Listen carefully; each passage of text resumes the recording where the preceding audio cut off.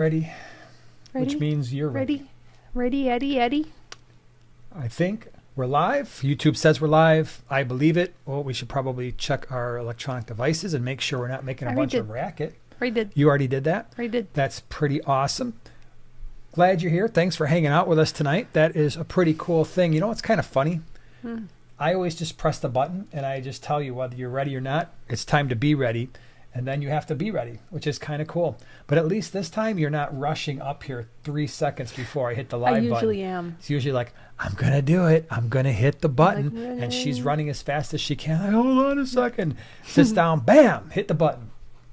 I find that to be funny. I was sitting here first. Were you actually sitting here first? Ready to go. That's pretty cool. So glad you're here hanging out with us tonight. It's going to be a fun night. We've got a little bit of a topic. I've got 2 small giveaways. All right, so they're not huge giveaways, but if you see right here, they're awesome. And gosh, you know what? If we didn't have this already, it would be really hard to part with the giveaways tonight. Oh yeah, I know. I mean, like really hard because, yeah, it would just be, that'd be a tough one. I would do it anyway. But it would be tough.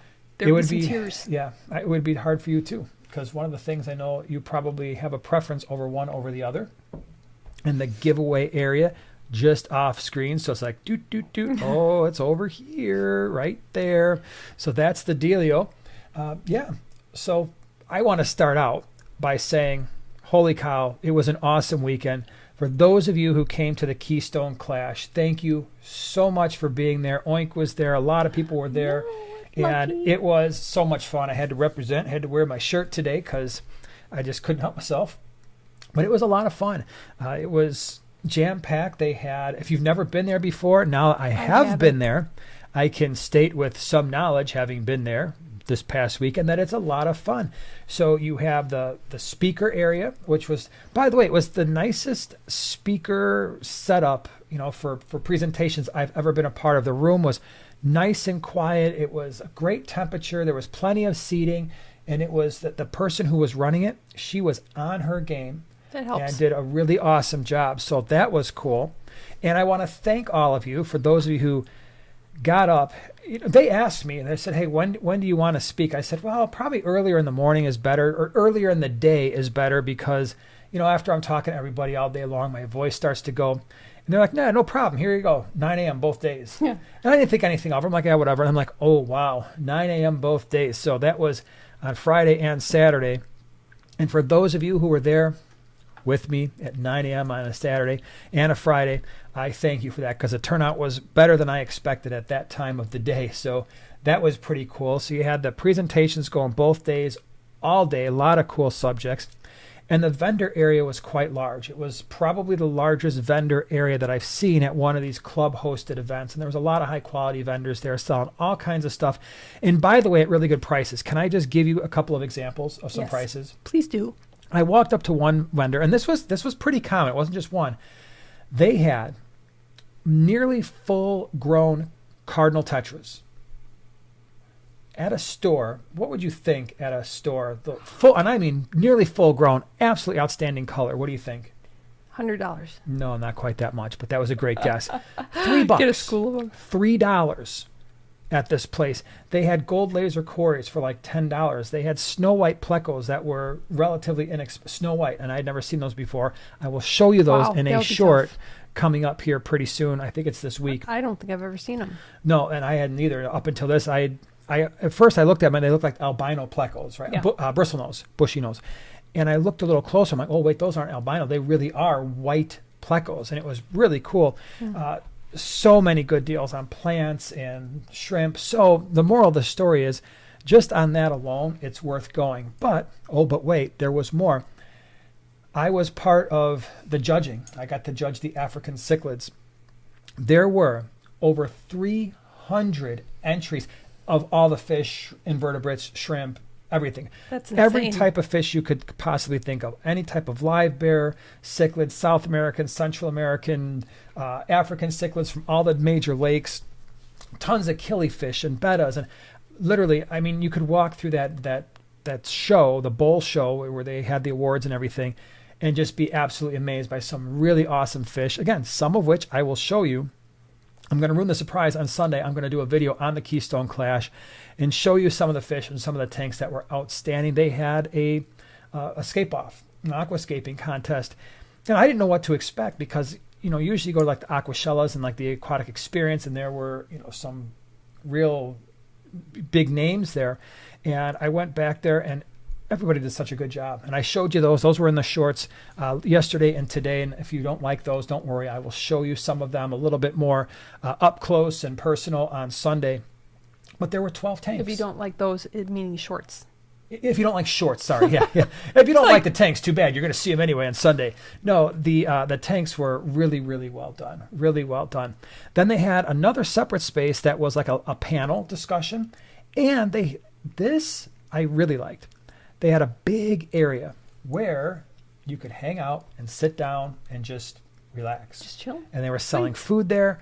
And it was just a good experience overall. So the moral of the story is next year, if you are thinking about going to the Keystone Clash, from my experience, again, it's only been 1 year that I've been there. It was well worth it. It was pretty cool. And again, thank you for those of you who came out because it was awesome. So that's where I was. So videos this week. Sunday, we're going to get more into that in a little bit. That's a topic for a later discussion. You today on the small scape, what did we do today? I was talking fun plants that I'm highly encouraging you to try if you haven't yet. And that includes beginners. All right, then.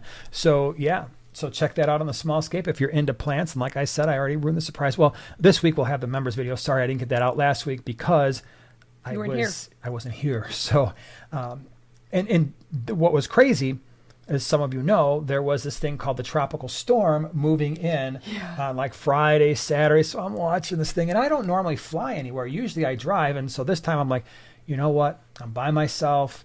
It's always more fun to drive with my partner in crime over here.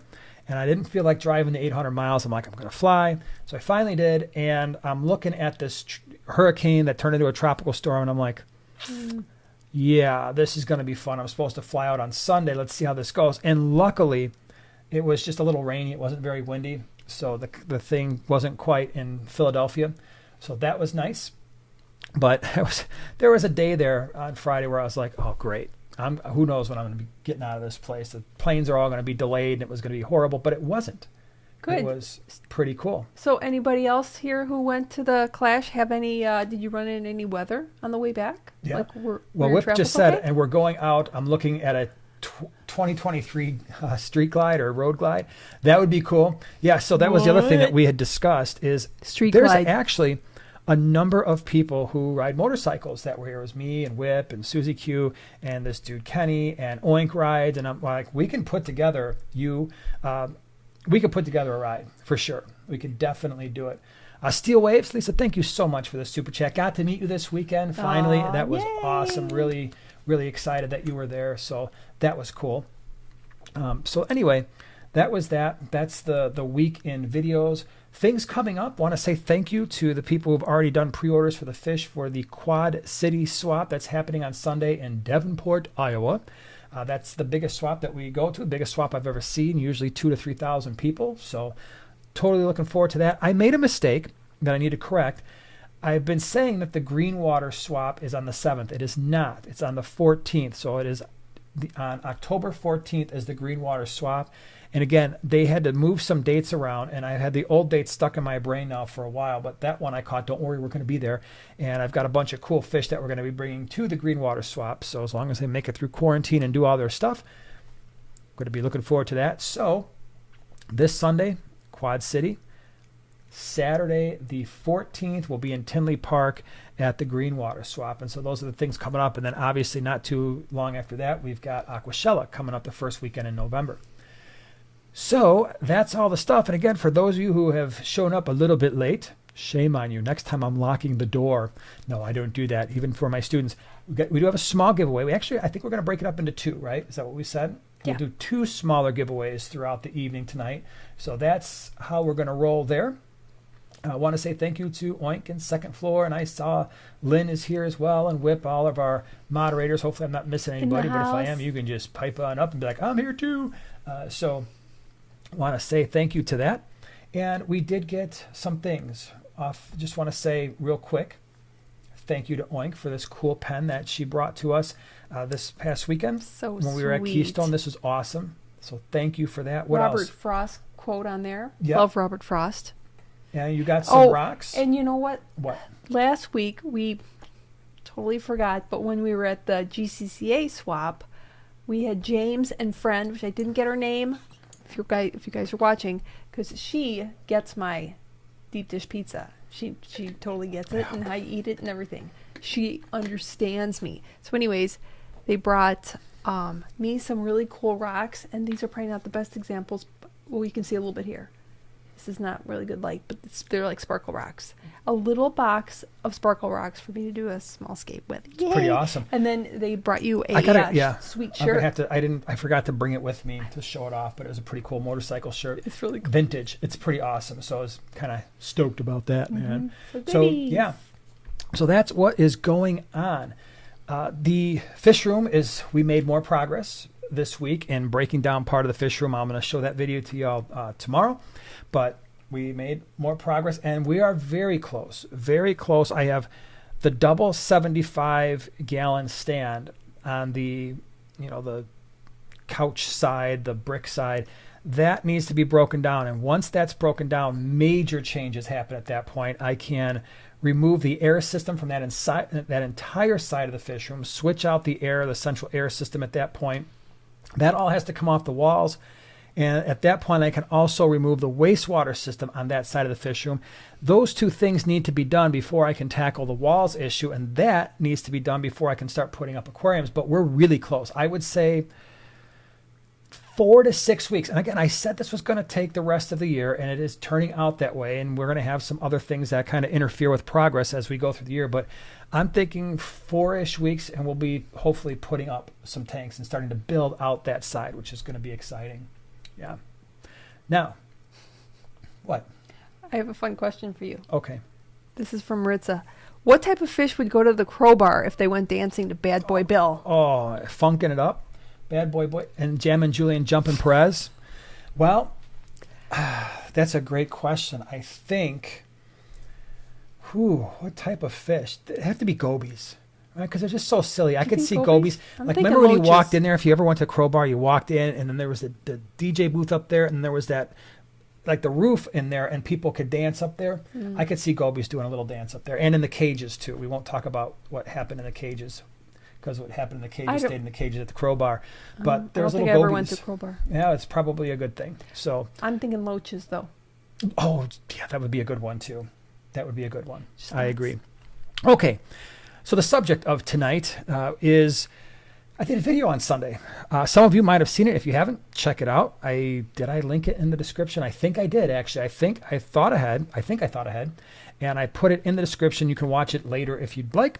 But basically, what the video was about is there was somebody who posted something on a Facebook group, and it was a picture of a bag of mulm. Fish tank mulm. I don't know if somebody just wrung out some filter floss or media in a bag, or they gravel vac some stuff and just put it in a bag, and they were selling it for $5. Like a big old bag of mulm. And basically the point of my video, which I didn't think was too out of the norm, it was more of a public service announcement, like, hey, there's beneficial bacteria in that stuff. And I said that in this video. There's beneficial bacteria in that stuff, at least at the start.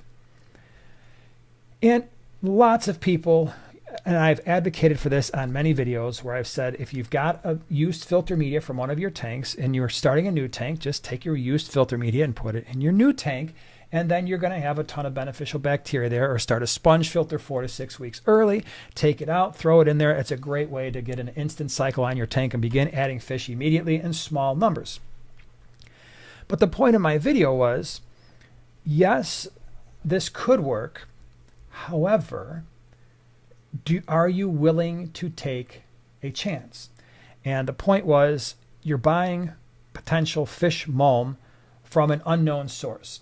And I've always said in all of the videos I've ever done, when you're talking about using used filter media for a new tank, make sure you know the source, and make sure you know the tank is disease free. Obviously, if you're buying this stuff online, that may not be the case.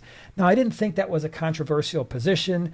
I did get an unusual amount of pushback on that, and I think part of that was I presented a potential issue, and that is, okay, you're buying this stuff, you're getting some beneficial bacteria, but you could also be picking up all of their little hitchhikers, whether that's Hydra, whether that's Planaria. If they're getting it out of the substrate, it could be detritus worms, not the end of the world. A lot of fish eat that stuff.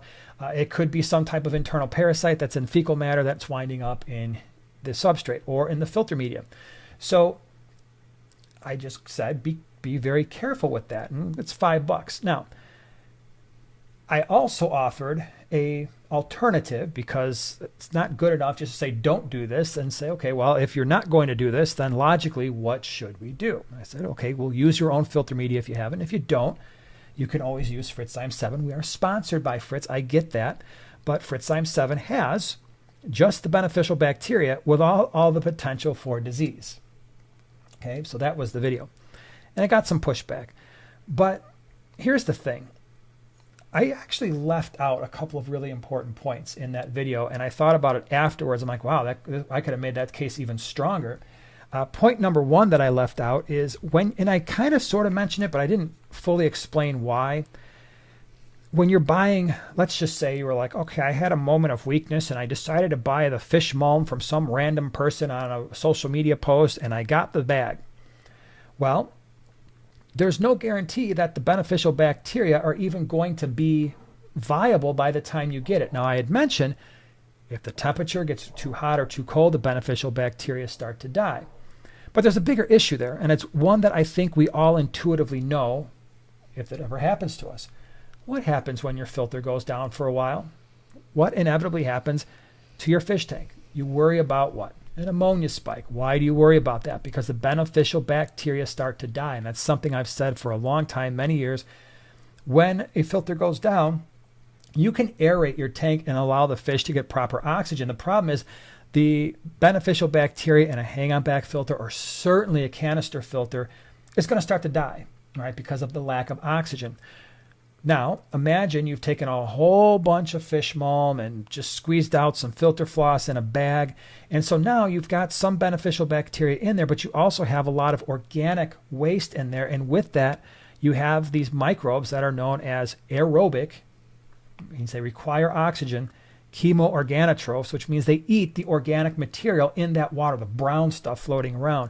And as they do, they're consuming the oxygen. And so the beneficial bacteria are actually losing oxygen to these other more rapidly growing organisms. And the aerobic chemoorganotrophs that are eating the organic waste are going to grow much faster than these microbes that are accomplishing the nitrification cycle.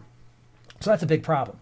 So you probably are going to wind up with microbes by the time they get to your house that are far less numerous than when they left wherever they were shipped from. And I don't think anybody's going to be shipping that stuff next day, right? Like, it's an emergency. Here we go. We're going to spend all this money for the shipping, which, by the way, is the other point that I did not even include in the cost analysis. Because my point in the video was you could spend $5 on this fish mulm, or I held up a big old bottle of Fritzzyme. I don't know. It's back there somewhere. It's right in the field of view back there. I think it's like a 32-ounce bottle. I can see the 7. Yeah. So, or you could buy that for $17. And it seems like $12 isn't that big of a stretch to make sure that what you're adding to your tank is actually not going to kill your fish. That is not even good. You brought up a good point the other day. And what was that? Shipping costs. I'm like, I don't ship much. She does all the shipping. I'm like, oh my gosh, now you're shipping a bag of water. So guess what? By the time you get done shipping that nasty bag of water, I'll bet you there isn't even that much of a price difference between the two, because you can go on Amazon, get the Fritzzyme, free shipping, and have it to you next day. Plus, you probably want to get that sticker that says which is yet Chile. Another point. You're getting that stuff Amazon Prime probably next day. I doubt you're getting the used bag of fish balm next day, and if you are, the shipping is going to be very costly. In which case, you're paying probably as much overall as the actual Fritzzyme 7 to get something that could potentially cause damage to your aquarium. And undoubtedly less concentrated, because the Fritzzyme 7, which was another point that I made, is going to be stable, especially if you put it in the fridge after using, for at least a year. Your little bag of fish mulm that you got, you better dump that stuff in, because if you just leave it, it's all dead within a couple days. Okay, so that, I didn't want to take a lot of time on that, but I did want to bring those other points up, So if you see those types of posts, bad idea. If it's your best friend and it's somebody you know from a fish club and you're like, oh, I've been to their house like a million times, that tank, they haven't added any new inhabitants in a long time and the tank has always been healthy, yeah, then that's a different story. That's not what I'm talking about. I'm talking about just randomly buying stuff that's being shipped from unknown person. This is a great question. I love that great ties questions. right into it. This is from Lumi. Okay. Would plants from a local shop have beneficial bacteria? It's a great question. Great question. The answer is yes. They probably would. Not necessarily enough to like, oh, I'm good. I'm going to add a bunch of fish. But it also depends, right? So let's think this through. It depends on how that store is storing the plants, right? If the plants are in an aquarium where there are no fish, it's just, a lot of times you go to the store and like they've got the plant tank and there's no fish in there, nothing's in there, it's just the plants. Yeah, there's going to be some beneficial bacteria in there, but it's not going to be a whole lot because you don't have fish in there producing ammonia. Now you'll have other organisms in there, even other microbes doing that, but it's not going to be a heavy bioload. So the amount of bacteria on the surface of those plants is going to be minimal. If they're putting the plants in an aquarium, in some of the places that we've been to, especially lately, they just put the live plants in with the fish, probably a higher likelihood that they have beneficial bacteria.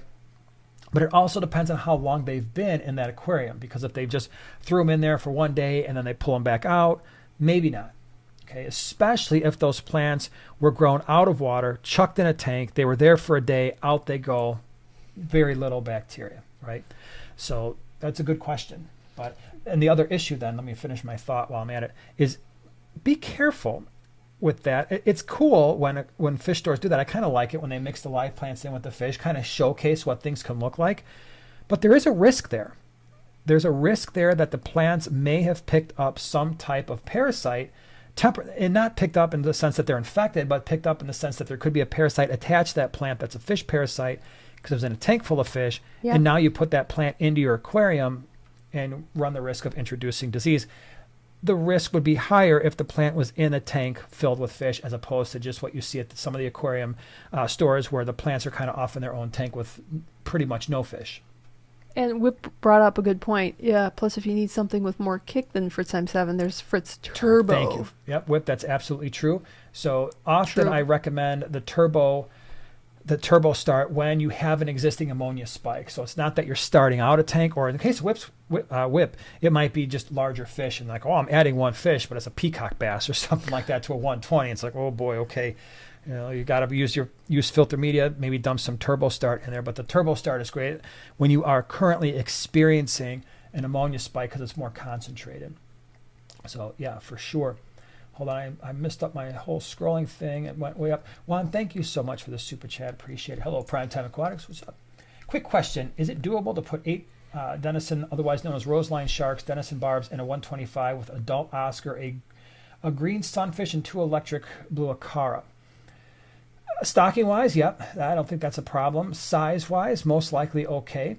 I'm curious. I'm not saying it's a bad thing. I'm just curious how the Oscar and the green sunfish are getting along. I've never tried that mix, so it really is just a curiosity. How big are they right now, and are they getting along okay? You got plenty of space there. So, and the Denison barb is a fish that I often recommend with an Oscar. But the thing that you have to be careful about is the Denison/roseline shark. They don't grow super fast relative to an Oscar, so there could be a size discrepancy there where the Oscar gets really big, and your roseline sharks aren't all that big, and the next thing you know, like, ooh boy, these are getting to a point where maybe the Oscar could start looking at them as food.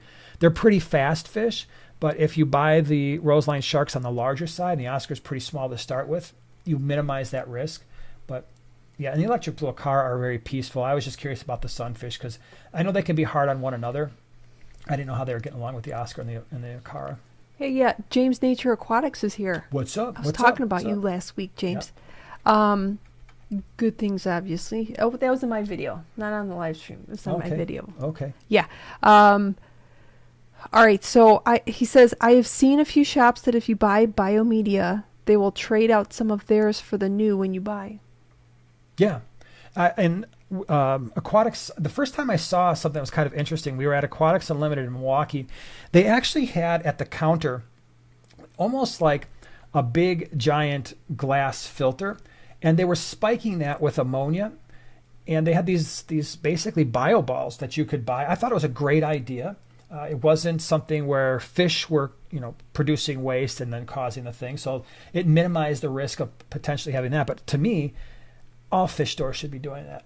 If they want to really encourage people to keep fish properly and minimize the problems and minimize the loss and the customer dissatisfaction when they come and be like, yeah, I bought 6 fish and now 5 of them are dead. And it's a new fish keeper and they're like, well, let me test your water. And like, oh, well, you've got an ammonia spike. That still doesn't help anybody because they sold them the fish. They didn't ask the question, is this a brand new tank? So now, or maybe they did and there was just a miscommunication or whatever. But yeah, every fish store should be selling some type of product or cycled media that is not going to introduce disease. And that would save all kinds of issues for sure. Steel Wave says, I've had great luck following your advice and using a seeded sponge filter from another tank of mine, plus Fitzime 7, low and slow stocking. That's the way to do it, right? That is the way to do it when you're starting a new aquarium. You can do all the things, right? So you start the aquarium, you've got a sponge filter or some filter media from a hang-on back filter or a canister filter in your existing disease-free tank that you haven't added any new fish to recently. Leave that stuff in there for 4 to 6 weeks. And then when you pull that out, put that in the new tank, add some Fitzime 7, stock slowly, and that should avoid almost all issues. I mean, we've gotten to a point, again, it's not like we're bringing in 1 or 2 fish a week. In the last, 4 weeks, every week I've probably brought in 500 to 1,000 fish. We're not talking about small volumes here. I know it's not anywhere near what some other people are doing. Okay, so I'm not sitting here like, yeah, look at us, look at how. I mean, I know people will bring in a lot more than that. But the point is, I can bring in these fish, I can stock the tanks heavily, and I'm not getting ammonia spikes, right? Why is that? Because the tanks are well cycled. We're making sure that they're disease free. So we've got a heavy stocking level in one tank, and then it goes to a heavy stocking level temporarily, right? Until we move all the fish out at the swap. Same thing a pet store would do, same thing a wholesaler would do. If you've ever gone to a wholesaler before, you wouldn't even believe the way those tanks are stocked. And yet they're not getting the ammonia spikes. Why? Because they've got cycled media either in the tank or in their system, because that's their business. If they wind up with ammonia spikes and their fish die, they lose money, right? So that doesn't help anybody. That's a lose for everybody. So yeah. Leo, thank you so much for the super chat. Glad you're here.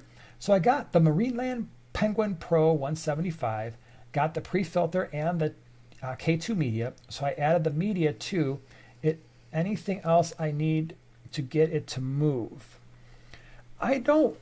So if you're talking about like the K2 media just kind of like, bouncing around in there, I don't worry about it very much at all, actually. As long as the surface area is there, it doesn't really need to move. I'm a big believer that if you have a filter that is pumping out the gallons per hour necessary for the aquarium to get the water movement, there is way more than enough space in that compartment, even if all you did was fill it with filter floss and sponge to house beneficial bacteria, that you could stock the tank in ways you wouldn't even believe in terms of bioload.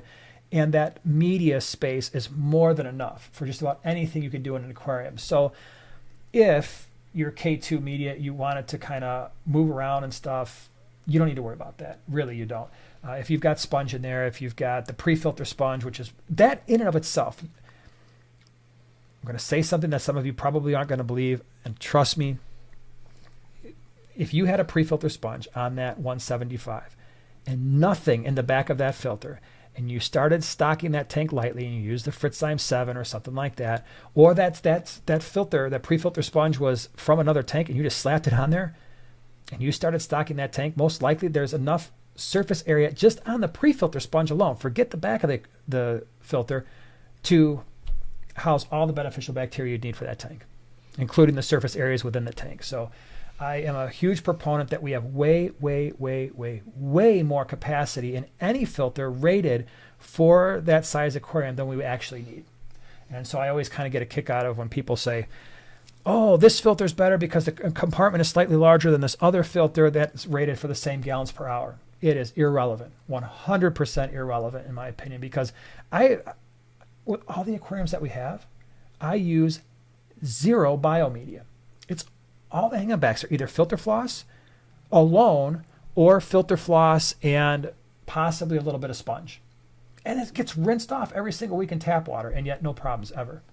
So Andy has been a member for a year. It's your anniversary. Thank Happy you so much anniversary, Andy. for the last year. See you at the Wasp. See you at The Wasp next door neighbor, right next to you in Davenport. I know that's going to be cool. I saw the layout. You mentioned that at the GCCA. Right? Looking forward to it. Going to be hanging out at the swap and Sweet. having fun. It's going to be a big one. If you've never been there and you can get to Davenport, totally worth it. Heck yeah, it is. It's a party. I can't Can we wait. do, since we have 2 of them, can we do one of the giveaways? Yes. Because I Pull want to number. space them out. We're going to do 2. Again, they're small tonight. They're not anything super huge, but I was looking at these things. I'm like, this would be nice just to give away. Can I see what we got going on here? Okay, so for those of you who are new to this, the rules are you got to live in the continental United States, the 48 states. That's where we do all of our mailing. So we can't mail out of the country or anything like that. The first giveaway, and it's still in its wrapper. Now, this is a back issue, okay? So this is not the current issue, but check out the subject matter. Tetras. I don't know if you can see it because it's kind of there. Let's try that because of the glare. I loved this issue. So again, it's a back issue that Amazonas sent us. By the way, some of you know that we are partnered with Amazonas. We do have a link in the description of the live stream if you want to check it out. There's a nice way where they kind of benefits the Primetime Aquatics community.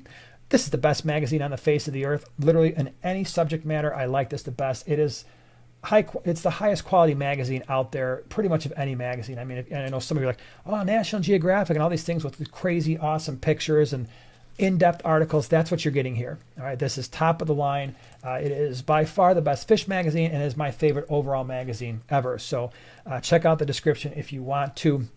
But one lucky winner is going to get this. What you have to do, starting right now, is pick a number between 1 and 10. And the first person who gets the number right is going to get the magazine. That's how we're going to roll with that. It's between 1 and 10. And we are done. That was that fast. That fast. Well, wait a minute. We can't. No, we're done. So we're gonna skip the first person who got it because I'm aware that the first person who got it can't actually win because they are not in the United States, but they played along, so that's pretty cool. No. Yeah. So are we agreeing that the second person is right here? And did you? Well, make sure everybody sent all messages. Otherwise, okay, you're gonna. We okay. are. Which one do you have? Yeah. Yeah. Okay, so the winner, Mac 22, you won. But I happen to know for a fact that Mac 22, unless you are currently in the United States right now and can stop by and be like, Right. yeah, let me go ahead and ship it here. Visiting the U.S. Did you show the number? Because that would probably be good. So the number was 8. And Jonathan, you are the one, I hope you live in the United States, because you were the one that actually typed in the number. That wasn't me. Yes, it was you. Nice job. You won in my heart. So if we ever meet, I'm going to give you a prize. Okay, so if you ever come to the United States, just say, I've been trying to win for months. If you ever come stateside, don't worry. I'm guilt-ridden. I need to take it to him. Oh, yeah, okay. I think I just need to do that. Don't worry, we have another Cotswolds, giveaway right? later on tonight. So hold on, let me go back to where we were because where were we? Hold on, I got to scroll all the way up because now I got to find our winner again.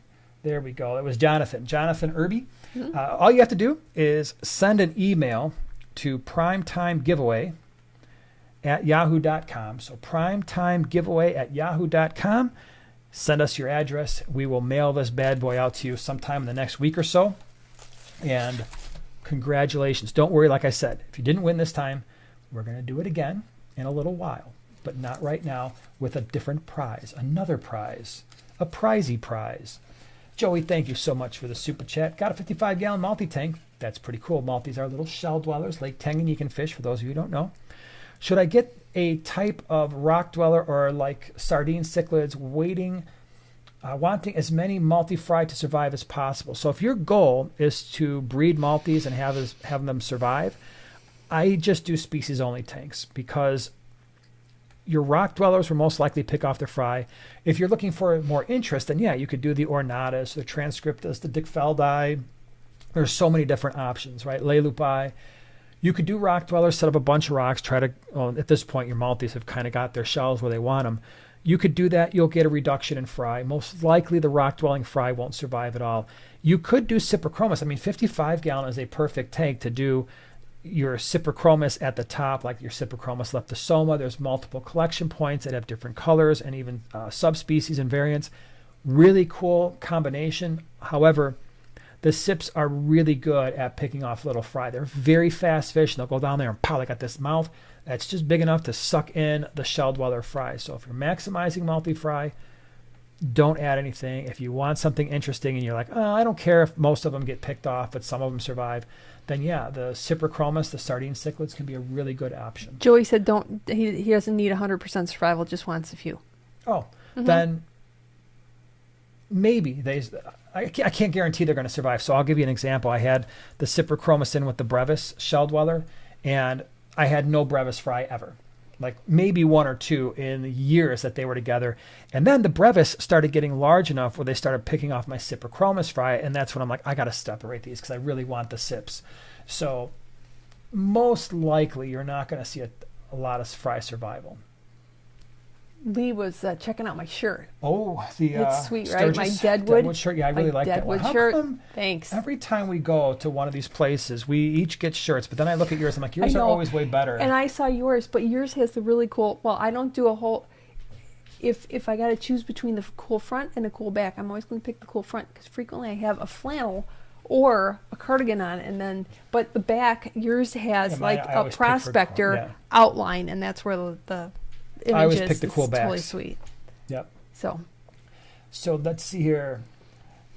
DateCAD 55, hope I'm saying that right. Thank you so much for becoming a primate primetime partner. I hope you enjoy the experience. And then we had a bunch of numbers in here, and so I could go, that was about as far up as I could go, and so you'll probably have to re-ask a question if it happened before the first giveaway. And don't worry, like I said, there will be a number 2 coming up in a little while. Lumi says, is this sub only? No, it's not. I can read your message. It is not, well, no, it's not sub only. It's not a members only live stream. I can read all messages. We answer as many questions as we can. The winners don't have to be subscribers or members. So it's just, hang out, enjoy all the fish nerdery going on. BC Dolphin, thank you for the super chat. Good evening to both of you. Do coolie loaches eat snails like other loaches? I haven't kept enough coolie loaches to notice if they really put a dent in any snails. For those of you who have, because literally in the last, I don't even know, 5 or 10 years, I might have had 2 or 3. And interestingly enough, they were in a 29 gallon, and then I took them and chucked them in a 150. Didn't see them for close to a year, thought they had gotten eaten, were all dead. One day I was like, there they are. But there were so many other fish in there that would eat snails. I don't know if they put any kind of a dent. I don't think they did. So I would love to hear from you. If you have coolies, if they put a major dent in snail populations, because I'm not exactly sure. I do know that they're all awesome fish. Oh, this is a stacking question. From Aaron, is a heavily planted 40 breeder okay for a Sahika permanent home? I love Sahikas. Oh, we did that exact thing. We had Sahikas in a 40 breeder. There was jungle val in that tank. I believe there was a Nubius. I don't remember them going out of their way to eat plants. Now, again, if someone's had different experience with the Cryptohera Sahika, feel free to pipe up, but they're very calm, very relaxed fish. They do dig a little bit. So yes, they do. When they were breeding for us, the pair dug under a rock, not excessively, but they would dig a little pit or they would dig under a rock. So there's that. But our plants survived, so they weren't eating the plants that were in there. How about the size? Oh, they stay small. For the 40 breeders, so that's okay. Oh, yeah, for sure. I mean, we had 6 in that 40 breeder. They all got along great. It was I really liked that tank. Yeah, I did too. MNC says, Lucas was selling Malmy water on his website. Not sure if he still is or not. I don't think so. But I still stand by every word I said. I don't care who's selling it. It doesn't matter. Everything I said is what I said. And I don't know him. Daisy says, love the small scape. Thank you. My husband, not so much. So many plants shipped to our house. Well, Nice. you know, That's pretty You cool. don't- That's the way. I mean, aquatic that's what you have to do. plants, you don't really have to water them, Yeah. if you know what I mean. Yeah. That is the way to do it.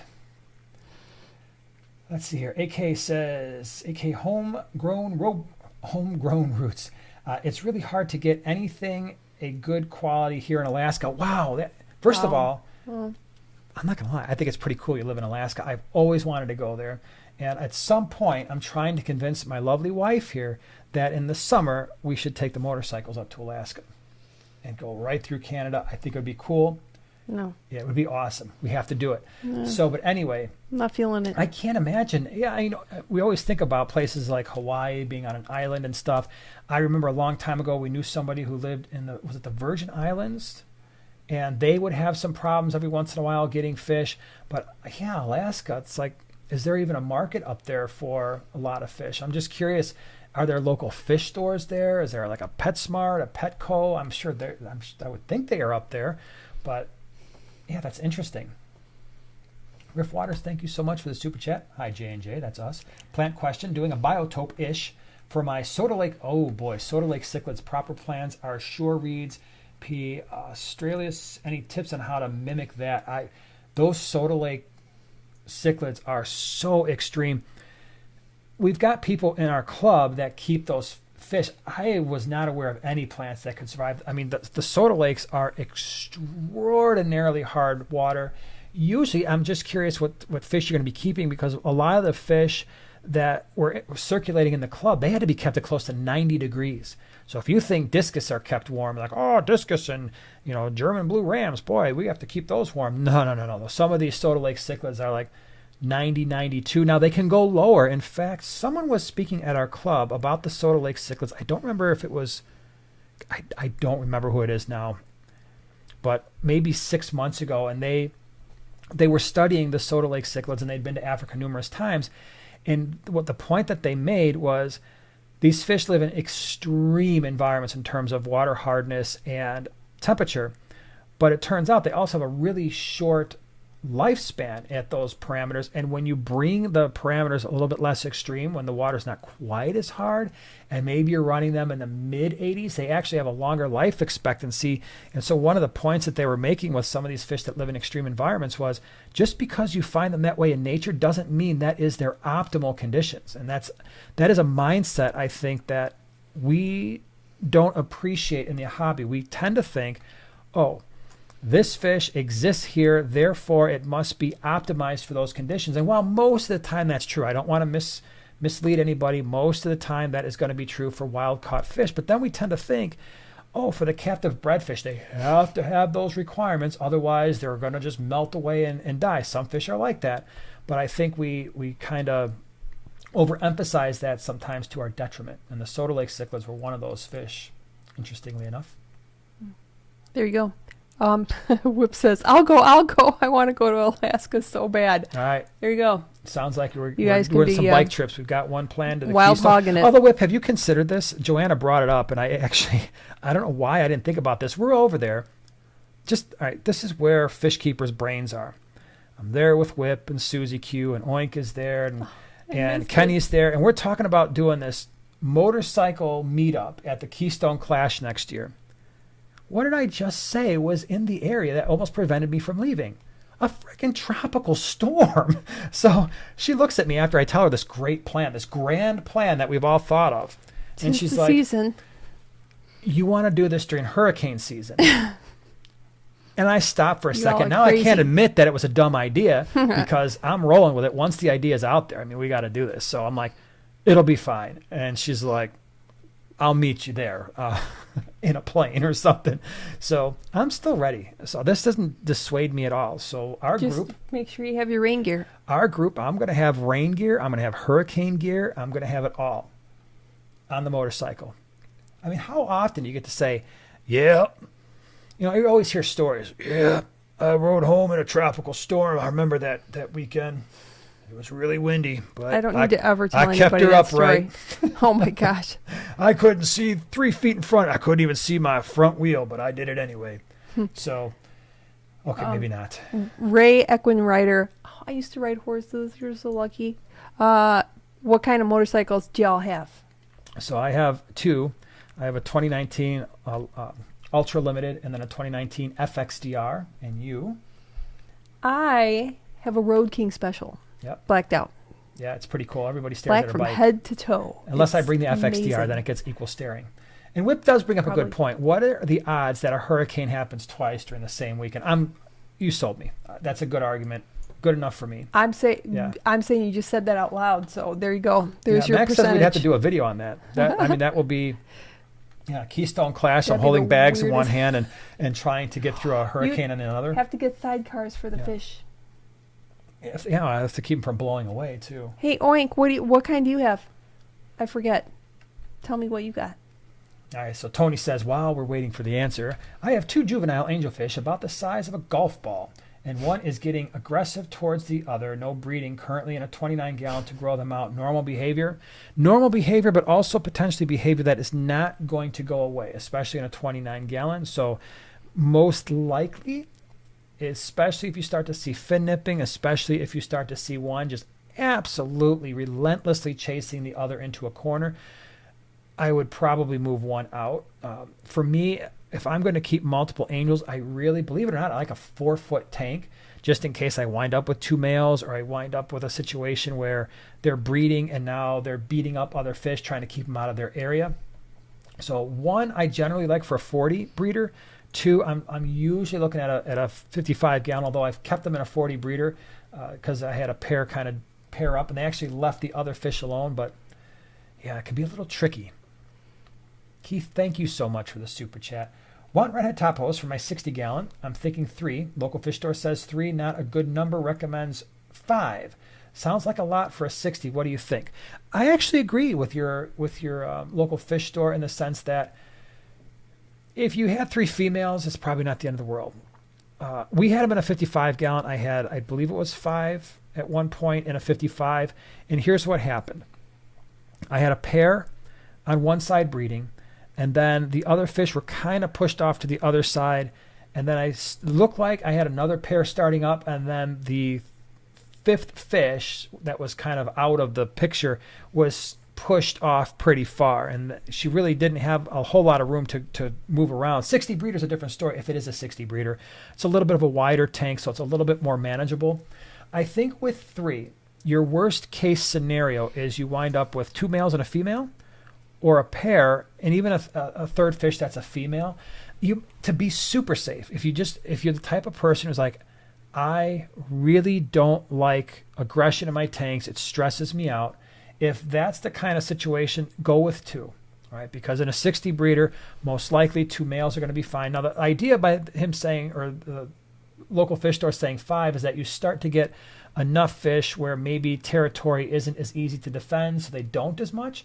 That is a legitimate potential thing. If you do the 5 or 6, which you could do in a 60 breeder, get them relatively small, and most of the time they are just a couple inches, 2.5 inches, just be ready to move things around. If it's not working and you have to remove some of them, the nice thing is if you do have to remove them, you can sell those things back at the pet store at a larger size, and they're going to give you some money because they're usually in high demand, or move them to a different fish tank, or you just go 2.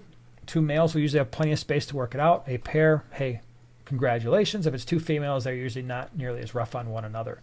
So, yeah, either a pair or go more. I would tend to agree with that. MNC Aquatics, thank you so much for the super chat. Ever kept Bandula barbs? Can we look up the Bandula barbs? Could they be kept with tiger barbs? I just want to see what that name is, because there's lots of different names, and I want to make sure that I am telling you, I've kept them, or yes, I have, and be sure of that. All right, fish. They look like tiger barbs.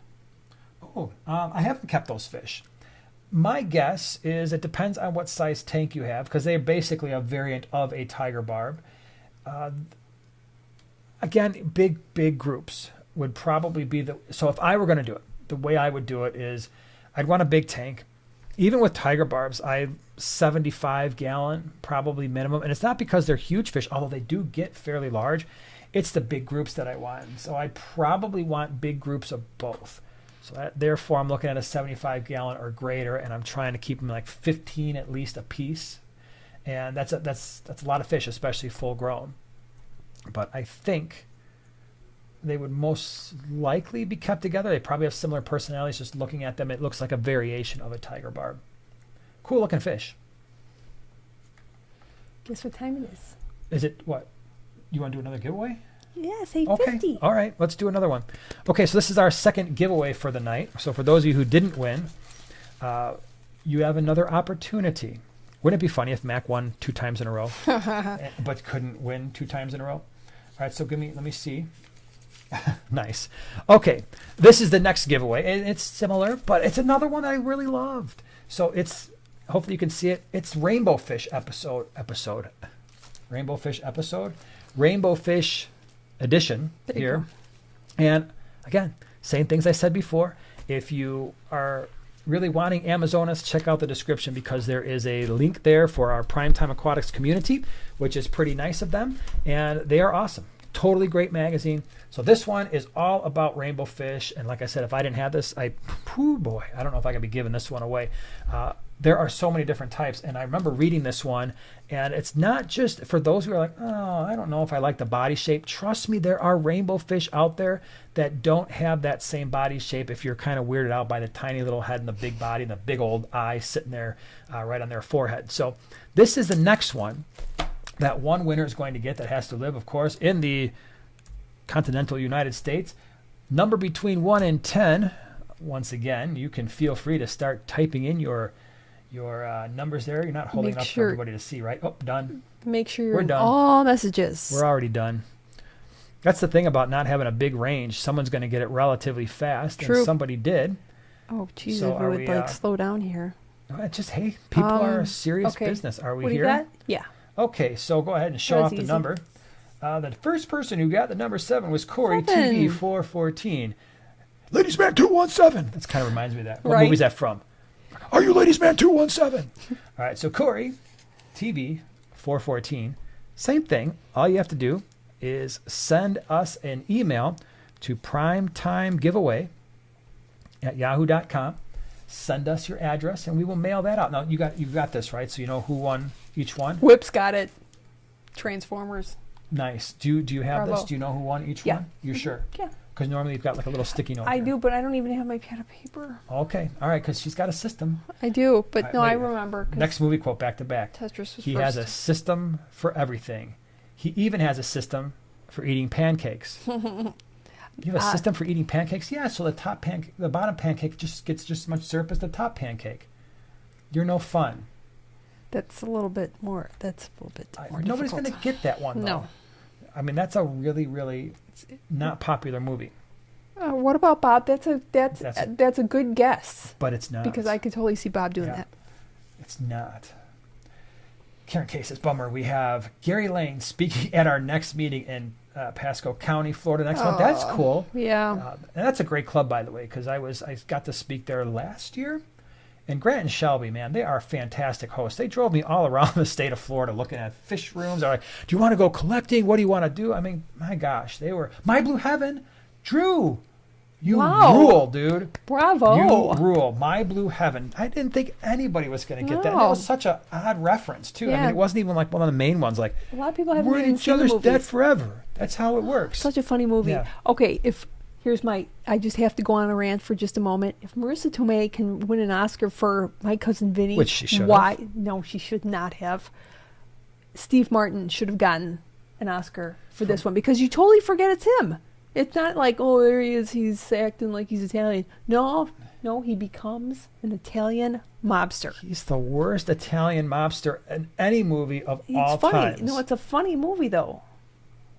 It's funny. I And agree. he's I a love the funny movie. character. He doesn't look like Listen, he's faking it. I'm just saying. I'm not going to argue with you. That is a I'm just great done. movie. I just don't know if it's Oscar worthy. It was a funny, goofy comedy. Oh, there you go. He's got like the best quote. Yeah. Oh, it's dangerous for you to be here in this frozen food section. Why is that? Because you could melt all this stuff. Yeah. Shaldine. What's your name, Shaldine? What's your name? Wait, which one? Wait. Does he use Vinny? No, he uses No. his right because He Todd and uses his- Terry. Oh, Todd. Oh. That's a great name. It's Italian for extra special. Yeah, we can go all day. So it's really messed up. I'm sorry. Oh, man. He's Yeah, Todd. it's really Yep. messed up. Yeah. He's Todd. You dirty rat. You dirty rat.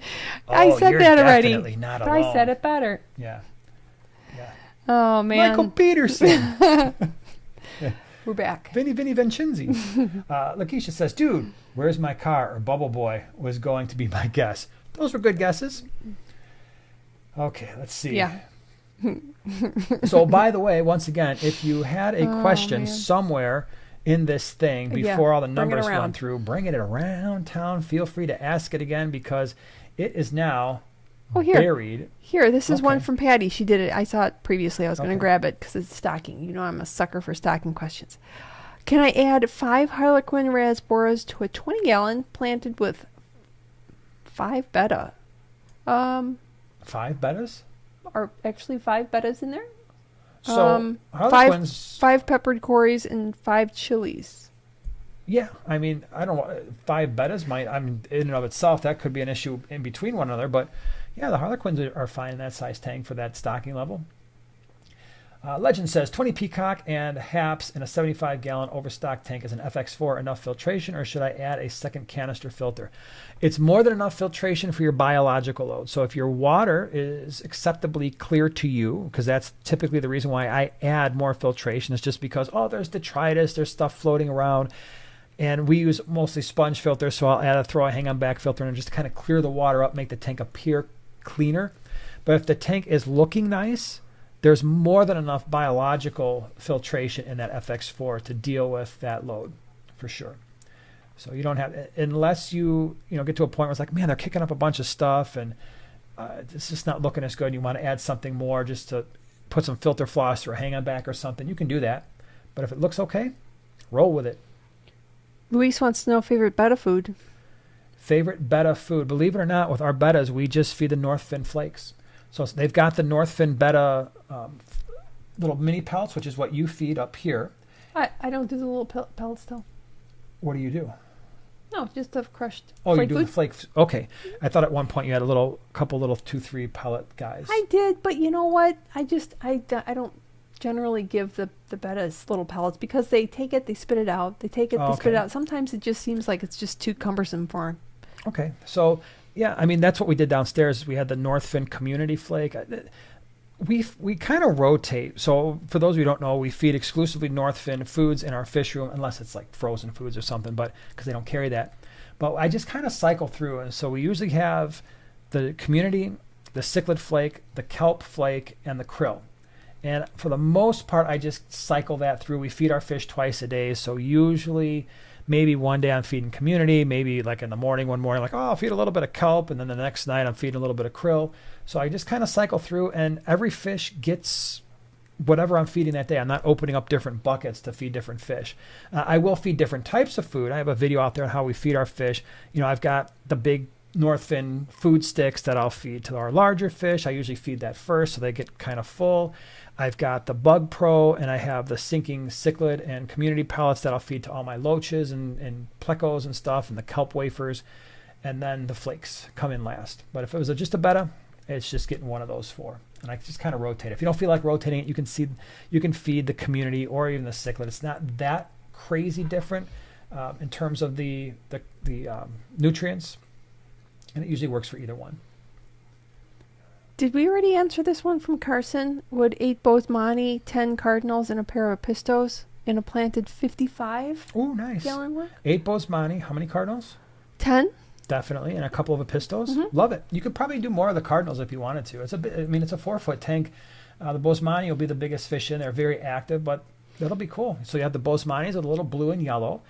They will be mostly top mid-water. You got the Cardinals that'll be mid-water, slightly lower with that nice blue and red. And then the Epistos just hanging out, doing their thing.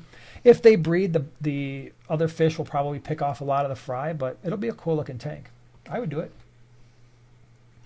Keisha says, how do you choose which fish to keep and which to remove, rehome when changing your fish room? It's so hard. I have too many species now, and deciding is impossible. I love them all. Well, and I know we're going through this too right now with the breaking down all these tanks. Yeah.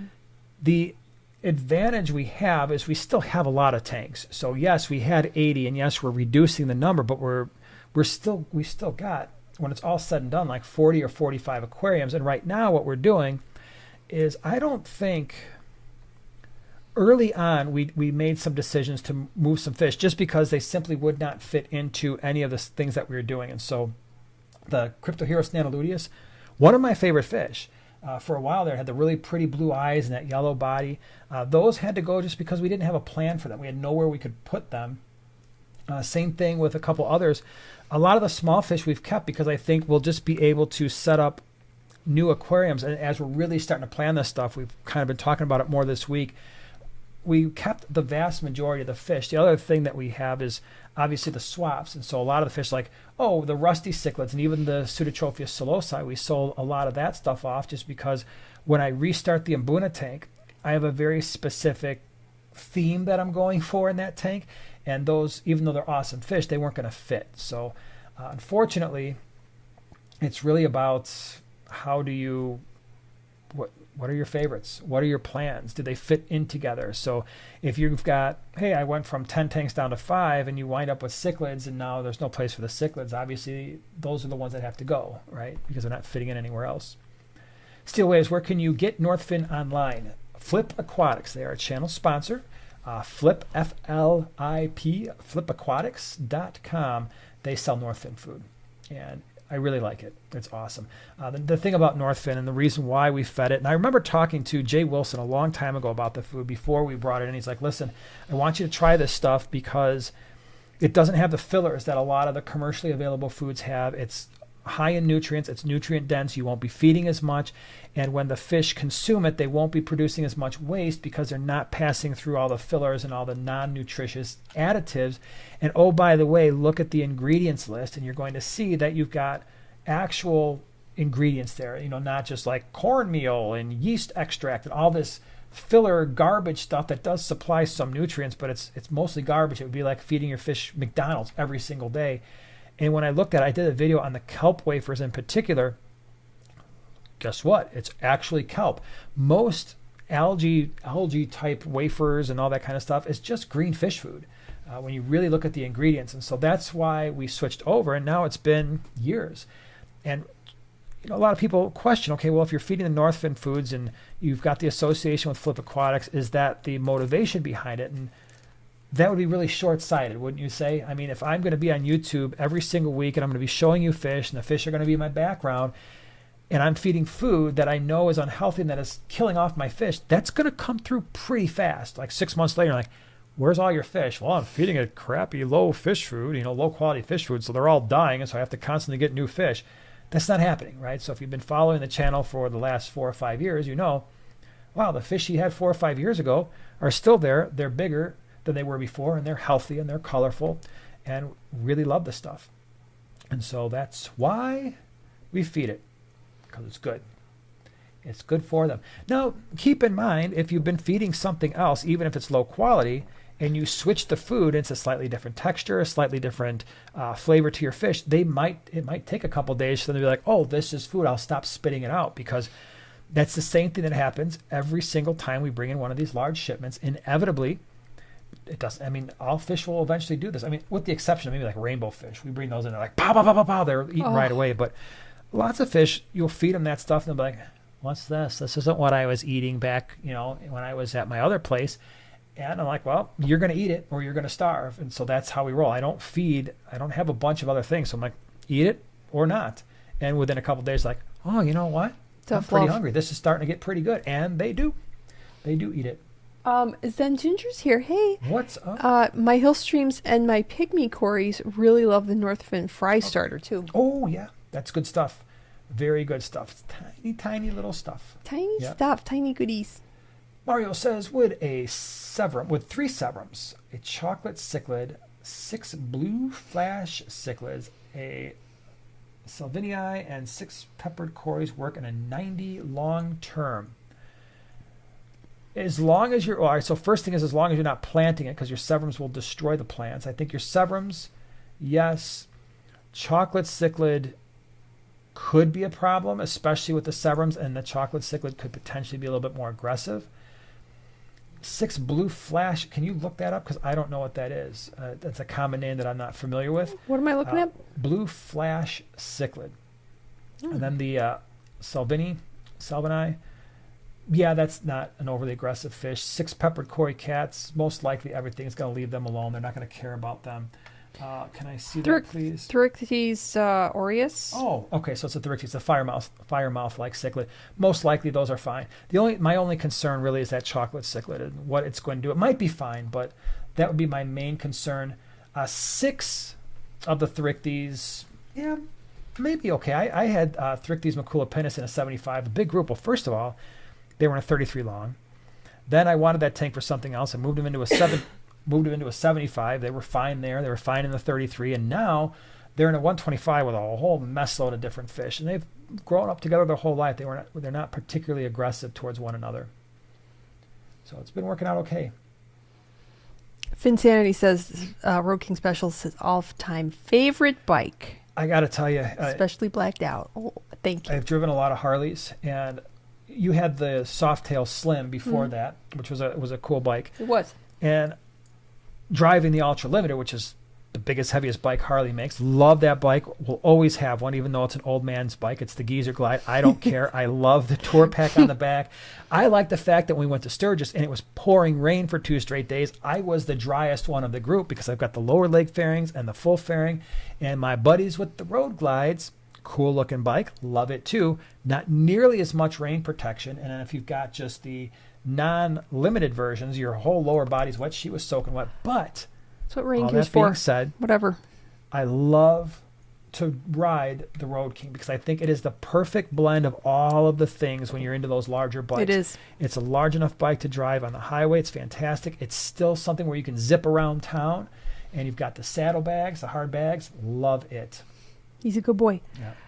Flame Fox, thank you so much, and greetings from South Australia. Oh, very nice. Another place I want to go. So someday we're just going to have to travel the world. Right? Wouldn't Oh it my be cool? gosh, that would be Boink's so cool. been a member for 2 years. Thank you so Boink. much. I accidentally purchased a peacock eel. Oopsie. Oh. Have you ever kept them before? Also, thank you for your support of my joyous news at the Clash. I'll let you share that news. It is awesome news, but that is not my news to share. So if you want to share it, please do, and I will make sure it gets mentioned. So Joanna will look for that. But if you don't want to share it in the public yet, it's okay. Peacock eel, haven't had one. They get fairly large, really cool fish. I once had an eel. I don't know what kind of eel it was. Don't judge me, bro. This was the 90s when pet stores would just tell you whatever they needed to tell you to, get the fish out the door. This eel was like this long. It was awesome.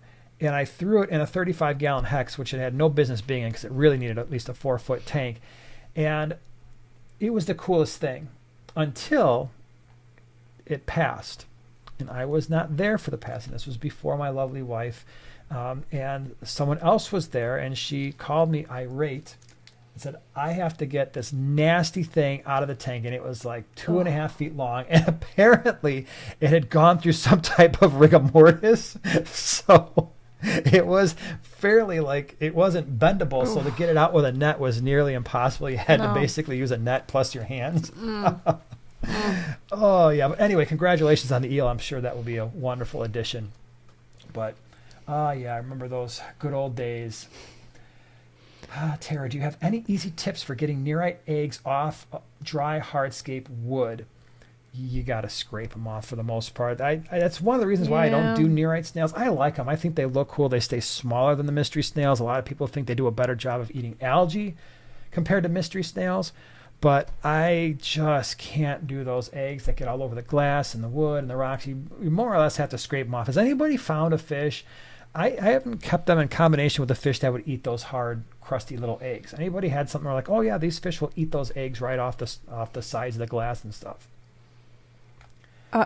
Jamal says thoughts on geophagus in a 60 breeder. Depends. Depends. That's all I want to say about that. Bye. No, I'm kidding. 60 breeder. Someone had already mentioned they were thinking about doing the geophagus tapajos in a 60 breeder. I think that is the most appropriate type of geophagus to keep in that size tank because they're the smallest variety. A lot of the Geophagus, especially the Ceramensis group, which is your Weinmilleri and your Altifrons and your Megasema, they get considerably larger. And I don't think I like that large of a fish in a 60 breeder or even a 75 sometimes, where I prefer them to be up in the land of the 6-foot tanks. Like we have ours in a 4-foot, but it's a 150. So it's a very wide tank, even though it's not quite as long. So Geophagus topos is an option. Like I said before, if you're going to do a group, go with 6, cut the group back. If you start having issues, 2 is usually your best option in a tank that size. But they're great fish, and the topos have amazing color, so you will not be disappointed. Whip's been a member for 12 months. A whole year. Yeah, poor Whip. We laugh every time that happens, or every time he brings that up, because he was a member for a long time. He had some upper level credentials. Like 10 years, 15 years, something like that. YouTube messed up his whole thing. Stupid YouTube. Finally logged 1 whole year. Someone baked me a celebration cake. Thanks for being the 2 coolest cats on the tube. No, man, that's you. That's you, Whip. Whip was surprised. We went out for pizza when we were at the Keystone Clash, and we ordered the same pizza. And if you don't know Whip, he's considerably taller than I am. Well, he's considerably taller than most people. Yeah. Whenever he comes to a swap, I always know he's there because I just have to look around for the tallest person there, and there he is. There he is. But I think, correct me if I'm wrong, I think you were a little bit surprised at how fast I wolfed down. I always say this when it comes to pizza. I eat the stuff because it's not deep dish. I just suck it down like I'm breathing. And he's like, wow, you're really doing a good job on that pizza. I don't remember what he said exactly, but I'm like, he eats fast. Yeah, I don't mess around.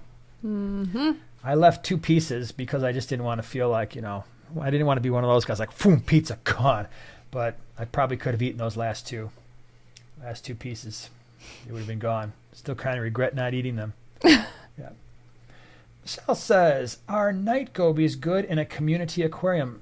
I had them in a 20 and then a 29 gallon. The only issue with the night gobies is sometimes they kind of prefer brackish water for the most part. So I know they're sold as freshwater, but they tend to thrive more in a more brackish environment. I did keep mine in freshwater, and the longest I think I had one live was maybe a couple years. But it's one of those fish where often the brackish water does a little bit better for them. But yeah, I was in a community tank with tetras and maybe even some guppies, and it just kind of stuck to its own. Never really did anything to anybody else. The Zen says, I'm right in the middle, 1.5 years. Nice. Congratulations. Max been 5 months. I'm way off a year. Hey, we all start at 0, right? Yeah. So even when we're first born, we all start at 0 years old. Mm-hmm. It's the same thing here. It's about the longevity. Thank you very much. Chuck says, pizza is the perfect food, double cheese, light on the sauce. I don't mind double cheese. Really? Sometimes, remember for a while I was on the whole extra cheese kick for the Papa Savarios. What? Yeah. You never did that. Yes, I did. For like 3 months when we would do the pizza, I'd be like, hey, get me extra cheese. Never. Along with sausage, but I would, yes, I go. How much? No, you did the crust. Nope. Oh, wait a minute. The double dough or something. I stand corrected. I'd like to publicly apologize to my wife, Joanna, who knows what I eat better than I do. Because he's a phonophobe. If you didn't know, he's a phonophobe. He will not call and order his own pizza. Oh, yeah? Then how come that one time I called and me and Eli showed up with a pizza? Yes, the one time that I must have been somewhere else, and I was like stunned. I was like, Eli, no, I think I called directly from karate because I was so hungry after we were throwing each other around and beating the heck out of each other. I'm like, I need some food. I'm like, pizza. When you came in or something, or I came home, and I'm like, Eli, how did you get the pizza? And a 2 liter of pop. How did it get here? I didn't order it. Huh. So I just want to throw that out there for you. Karen, ooh. Yeah. Killer Kitty 08, gifted 5. We were talking about memberships, and Killer Kitty 08 comes through. Thank you so much. And we got Michelle and Fishing Outdoors and Sharpie, what's up? And Rhonda and Christina. Thank you so much for doing that, Killer Kitty. Really appreciate it. All right, let me see. I saw... Is this an iPhone update? Did anybody notice this? You know, the hearts that you can... Of course, the green hearts are for my green ants. But did you notice? I think there is a new color heart. There is? Baby light blue. It's really pretty. Put it in there. I did. Where? I put it in between 2 green hearts. Can you... All right, put one in there. I want to see. I don't believe you. This is a thing? hold on. I want to see if it comes through. Nothing came through on there. So you're just Well, sending hearts you to have to yourself. get- I am. No. She's Don't so. go- See? Zen's got the blue ones too. Oh, I thought Like- you meant like it was going to appear like when people press the hearts, like this No. little heart thing. Like I'm going to No. heart myself. Look at that.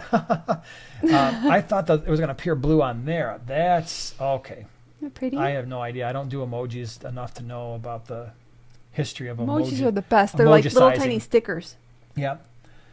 It's my jam. Chuck says, I feel it too. I hate talking on the phone. Yeah, I mean, a lot of guys just don't want to talk on the I'm phone. not a phone talker either. I've you're I've actually lost the not. knack. Yeah. If I ever did have the I've knack. lost the knack for socialization. Oh my gosh, Mac, thank you so much for gifting 5 more Primetime Aquatics memberships. And who do we got here? We got Aaron. Oh my gosh, and then things skipped around. And Aaron, and Legion, and Mike, and Bob, and Mitty. Thank you so much. Really appreciate it. That's awesome. Patty says, now Primetime partner, thank you so much for hanging with us. Barbara, thank you for the super chat. Good evening, Primetime Aquatics. Just want to thank you for your videos and live streams. I always learn something new. Well, thank you so much. I appreciate it. You know, I sent out that poll, and I usually talk about them on live streams, but we had a different subject for today. And the poll was, I was just kind of curious what people want to see from us, you know, because it's always nice to know what your audience is looking for. And it was, I guess, not surprising. I think it was probably 90%, 85, 90% said, hey, we like the videos. And there was a small percentage who were like, oh, I'm a shorts person. And then there was a decent percentage, 6 or 7%, that said they liked this the most. And then there were a lot of people in the comments that said, just do it all. But it was a heartwarming poll, you know, because I didn't know what to expect. And so thank you for those who answered it. You can always go back and answer the poll. What do you like the best? I had like videos under 10 minutes, 10 to 15 minutes, live streams, or shorts. You could have had answers to be like all zeros. Yes, that could have been. That would have been Or pretty like bad. none of the above. I probably was afraid to put that down. None of the above. Just I thought it was funny. Who's I this saw, person? you know how it shows like one of the last comments or something like that. Who was it? Somebody commented they liked over 10 minutes, and I was like, what? Drawing a blank. Who was it? well, thanks for that information. Girl Really- Talks Fish. Oh yeah. Irene. And I was like, oh, science nerds unite. You know what I mean? Yeah, Irene's great. I hope Yeah. she's at the next Aqua Shell. I thought maybe one of them. I'll have to talk to her and find Maybe. out. She's very fun to be around. She's just one of those people. There are certain people when you just hang out with them and you just have so much fun. And she's one of them. Let's see. Mark says, I love informational long videos, the best. Mark says 35 to 40 minutes. Wow. That is not something I've done in a while. The last time I did a 35 to 40 minute video that wasn't a live stream was probably the interview I had with Scott at APET, which was probably one of the best videos I've ever done. Linda, thank you so much for the super chat. Thanks for all the information in your videos. Really helped me set up my tank to get ready for fish. Well, that's cool. That's always exciting. You get the tank set up. You know you're doing all the things you can do right. You get the cycled media in, or you use the beneficial bacteria. Stock it really slowly at first. Let the bio load accumulate for the fish you have in the aquarium. And it solves a lot of problems. And then, of course, once you start adding fish after that, if you can set up a quarantine tank so that if something goes wrong, it's not going wrong in that beautiful aquarium you just set up. It's going wrong in a $10, 10-gallon aquarium. You can probably pick one up for nearly free on Facebook Marketplace or something. Throw a sponge filter in there that's been cycled. Even if that 10-gallon has to sit on the floor with the sponge filter and a light, just as a quarantine tank, it saves so many issues. Steve says, setting up a 55-gallon, using one 18-pound bag of flue ball stratum in filter media bags capped with 60 pounds of sand work for plants. Okay, so this is probably a question. 18-pound bag of flue ball stratum in filter media bags capped with 60 pounds of sand work for plants. Is there a reason why we would put the flue ball stratum in filter media bags? Yeah, just so it bumps up and kind of stays put. Otherwise, that stuff it just goes. Got it, and that would mix. Okay, Yep. I don't use a lot of the stratum stuff. So 60 pounds of sand will. That should work. What along size with 18 tank? pounds, it's a 55-gallon, so it's narrow. Yeah, you're gonna have a decent amount of substrate there, and I think that would be a good mix for sure. Yeah, I usually don't do layers, but it sounds all right to me. Yep, I like it. Oh, does Aquashella ever come to Georgia? That'd be cool. That would be cool. But if you're in Georgia, you're so close to Daytona. I mean, you're True. a heck of a lot closer than we True. are. We got to come all the way from Chicago, where the Bears are. We got to go over from there all the way down there to Florida. And that there's going to take a long time to drive. We're going to have to drink a lot of pop, right? Maybe watch the Bears. The Cubs might be in the... Well, Cubs will be over by... No, they could be in the World Series by then. This year? No, I don't think so. They're going to make the playoffs, No, the they're Cubs not. will. Even though I'm a White Sox fan primarily, I'm rooting for the Cubs now. I became a Cubs fan. I like them both. I'm weird like that. So anyway, yeah, go to Daytona. It's going to be great. It's just a few-hour drive. Okay. Hold on. I saw something. Like it says, small scape, even when I'm home alone, if I'm watching your videos, I'm sitting still up at the front of the class, totally nerding out. I love it. Nerding out is fun. That Jay it is. says, Cubs will make the playoffs. Not sure where they go from there. Yeah, I don't know either. Listen, I've been watching baseball my whole life. I've been playing since I was 5 years old. And at the beginning of the season, again, the White Sox are my favorite team. Then the Cubs. Yankees and Cubs are tied for second. But I remember watching those Cubs and saying, remember I told you, you could be my witness. 1 or 2 weeks into the season, like there's something special about this team. I think they've got a chance. And at the beginning of the season, I don't think anybody would have said that, but there was just some type of chemistry with that team and the way they were playing and the way that they complemented one another that I really enjoyed. And now they've got such a deep system, unlike the White Sox, where, listen, I'm a White Sox fan, but that organization is a disaster from top to bottom, front to back, in every aspect of every possible thing you could think about in a major league team. Wow. They've got, I mean, it's like them, and no offense, but like the Royals or something. Where it's like, and I like actually the Kansas City Royals have a much better advantage because at least they have a nice park, right? And the White Sox don't even have that. So, and their team is an absolute disaster. I don't see any way forward for them other than blowing up that team and just starting over again for the 4,000th time. So, White Sox have a better system than the Bears. I'm a 49ers fan. I gave up on the Bears. I like the Bears. They're my second favorite team, but I'm not watching them. I'm not going through that. So we'll answer a couple more questions, hopefully related to fish. But, yeah, Bears, forget about it. Daniel says, not many good fish stores in Georgia. Can you recommend any? I have not been to any fish stores in Georgia because usually if we stop off in Georgia for the night, it's usually that Sunday night on the way home from Aquashella, and it's like we get up and then we've got a really long drive home, and so we don't make too many stops on that Monday on the way home. So I don't know what's going on in Georgia. We've stopped at some in Tennessee, and there were some decent ones there. Yeah. Florida is another one. We actually haven't stopped anywhere in Florida other than Fort Myers, and it took us forever to find a decent fish store in that area. And there was like one. There was literally one. And I think that was the only one I filmed when we went down there. It's somewhere on the channel. I don't even remember the name of that store. I think it had like a saltwater, like marine aquatics or something. The video did horrible because I think everybody just thought it was a saltwater store. I'm like, no, we filmed the freshwater. But for Georgia, I need to go to Savannah. I'm just saying. We were in Savannah. No, we weren't. Weren't we? One of the first times. Where was the city that we stopped in one night? It wasn't Savannah. I am 94% Because sure Savannah it was is really Savannah. pretty. Yes, It's like yes, really yes. old. I know. We stopped there. We But did did with we the boys. That was the time. So here's a fun fact for you. We left Aquashella. It was late because we stayed and we helped broke down the booth. It was 6 or 7 before we left, and we went all the way to Savannah, which was a long drive. That was the drive where I was like, I could not stay awake. Remember, I you just kept talking and talking. I And kept talking asking him questions It was. and stuff. I don't think I should have booked a hotel that far away. Yeah, but we didn't really see Savannah, like the No, it old was dark, and then when we cobblestone left, sort it of was- streets and yeah. the old buildings and stuff. Yeah. I'm just saying. I agree. I'm just saying. That I agree with. It's really pretty. Two-Face says, any recommendations for nutrient substrates for sand?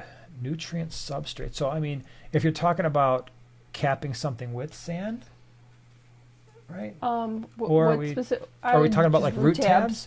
For the most part, at the Root tab beginning, it. we make our own. So it's Osmocote Plus and 00 gel caps that we buy from Amazon. But the thing is, all the planted tanks that you see, we don't really use root tabs after the first time around because we put the root tabs in for the plants at the beginning, and then as the fish produce the waste, that's it. We don't use any more root tabs, and we never have.